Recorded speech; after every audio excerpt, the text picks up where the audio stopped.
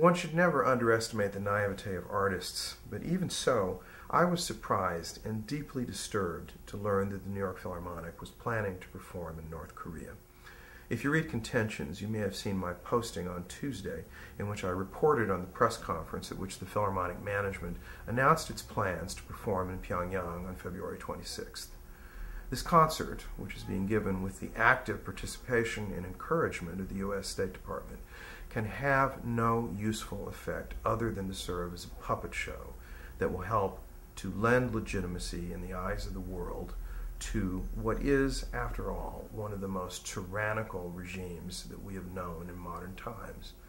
I'm especially disturbed that Loren Mizell, the orchestra's music director, is proposing to conduct this concert. Mr. Mizell, after all, wrote an opera that is a stage version of George Orwell's 1984. Now he's planning to go to Pyongyang and give a concert for Big Brother. I really don't know what he could possibly be thinking.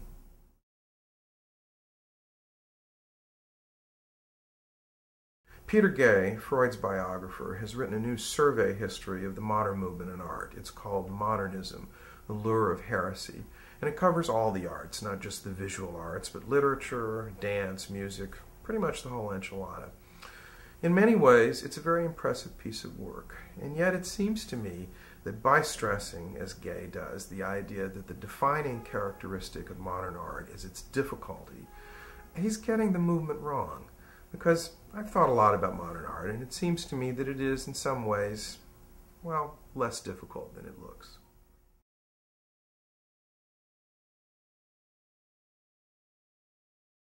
Quite a few of the pieces in the Teachout Museum are abstract, and it's widely thought that abstraction is one of the most difficult aspects of modern art.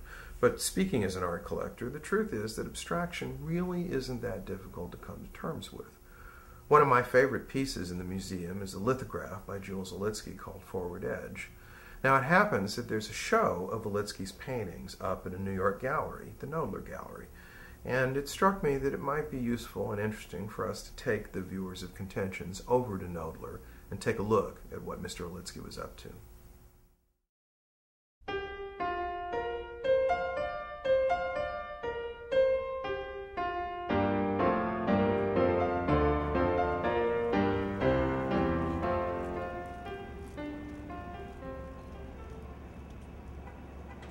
This is Knoedler and Company, one of the oldest art galleries in New York City, founded in 1846 by a German, an emigre from Stuttgart, who came to this country and became one of the dealers most closely associated with the modern movement in American art. We're here to see a show of paintings by the late Jules Olitski, one of the founders of the color field movement of American abstraction and a longtime subscriber to Commentary magazine. Let's take a look.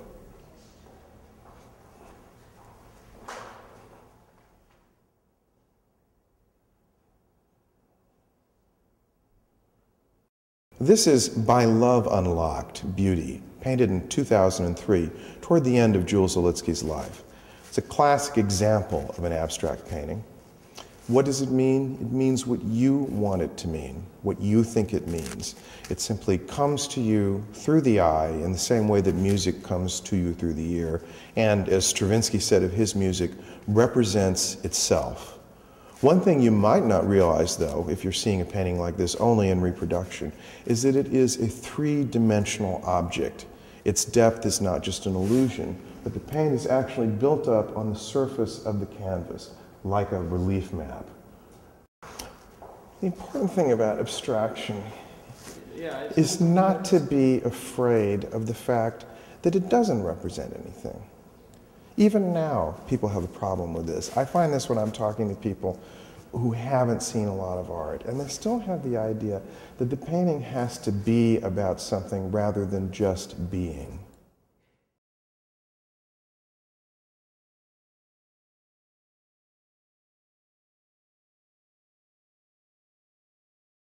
In the 60s, Olitski was one of America's best-known painters.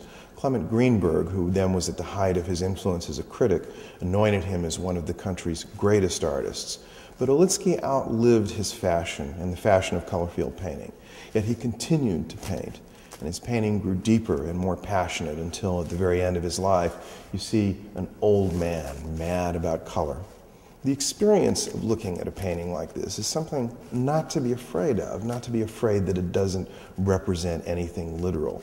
It represents itself, and of course one of the nice things about owning a painting is that you can touch it, you can run your hand over it, you can feel the immediate tactile, sensual appeal of a canvas like this. It's almost synesthetic. It's as though when you look at it, other senses are being stimulated by the eye. It's a painting you can not only feel, but almost hear. Isn't this a great show? I'm really crazy about him. He just kept on going right to the last second.